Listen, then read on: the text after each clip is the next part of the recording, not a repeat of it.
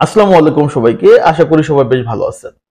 অনূর্ধ্ব 20 Copa America recently শেষ হলো, আবার শুরু হচ্ছে অনূর্ধ্ব 17 কোপা আমেরিকা, অর্থাৎ সাউথ আমেরিকা অনূর্ধ্ব 17 চ্যাম্পিয়নশিপ। সো এই টুর্নামেন্টটা আসলে কবে থেকে শুরু হচ্ছে, এই টুর্নামেন্টের হোস্ট কারা, ব্রাজিল কোন গ্রুপে পড়ছে, ব্রাজিলের ফার্স্ট গেম কবে এবং এই টুর্নামেন্টটা কিভাবে ফাংশন করে এবং চ্যাম্পিয়নশিপ কিভাবে আসলে নির্ধারণ করা হয়, টোটাল বিষয় নিয়ে কথাবার্তা বলি। ফার্স্ট যদি বলি যে এই টুর্নামেন্টের হোস্ট সাউথ আমেরিকা অনূর্ধ্ব 17 টুর্নামেন্ট কোপা আমেরিকা, যেটা এটার হোস্ট হচ্ছে কলম্বিয়া। এই টুর্নামেন্টের সবচেয়ে বেশিবার চ্যাম্পিয়ন হচ্ছে দল ব্রাজিল, 13 বারের চ্যাম্পিয়ন, এবং তারা ডিফেন্ডিং চ্যাম্পিয়ন হয়ে কিন্তু কলম্বিয়াতে আসছে। সো এই টুর্নামেন্টটা আসলে ফাংশনটা কিভাবে করবে বা এই টুর্নামেন্টের চ্যাম্পিয়ন কিভাবে হবে, আমরা দেখছি যে অনূর্ধ্ব 20 কোপা আমেরিকার যে সিস্টেমটা ছিল, যে দুটা গ্রুপ, পাঁচটা পাঁচটা দল থাকে, সেখান থেকে তিনটা তিনটা দল ফাইনাল স্টেজ যায় এবং ফাইনাল স্টেজ যাদের পয়েন্ট বেশি থাকে তারাই কিন্তু চ্যাম্পিয়ন্স হয়। সো এই সেম সিমিলার হচ্ছে সেট আপটাও কিন্তু সিমিলার ফাংশনটাই এই অনূর্ধ্ব 17 সাউথ আমেরিকা চ্যাম্পিয়নশিপে আসলে প্রযোজ্য।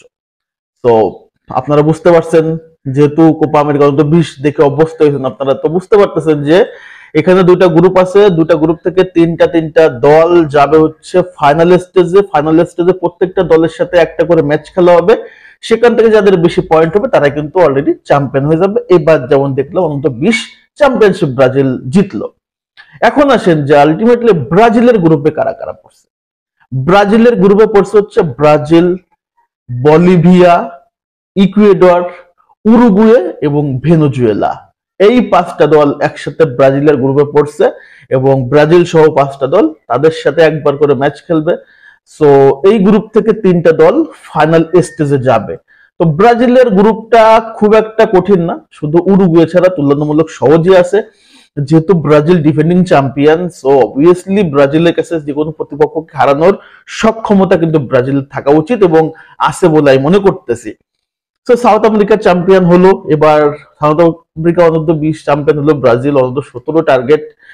আশা করবো এই টুর্নামেন্টটাতে আসলে ব্রাজিল ভালো করবে এবং ব্রাজিলের ইয়াংরা আশা করে উঠে আসতেছে, ব্রাজিলের ইয়াংরা উঠে আসতেছে এবং এই অনূর্ধ্ব 17 যে চ্যাম্পিয়নশিপটা হচ্ছে এবার টুর্নামেন্ট, অনূর্ধ্ব 20 যারা চ্যাম্পিয়ন হলো সেই টুর্নামেন্টের রায়ান কিন্তু গত সিজনে গতবার অনূর্ধ্ব 17তে চ্যাম্পিয়নশিপে ছিল।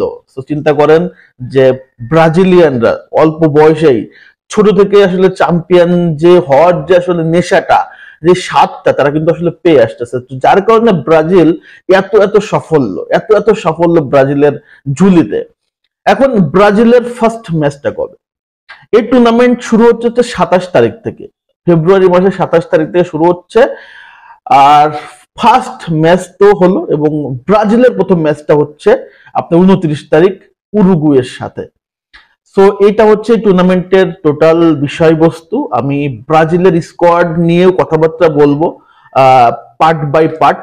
সো যারা যারা জানতেন না বা যারা যারা আগ্রহ ছিল যে এই টুর্নামেন্টটা কবে থেকে শুরু হচ্ছে বা ব্রাজিলের খেলা কবে বা ব্রাজিল কোন গ্রুপে পড়ছে, অন্তত তাদের জন্য আসলে এই ভিডিওটা। সো আলোচনা এতটুকুই।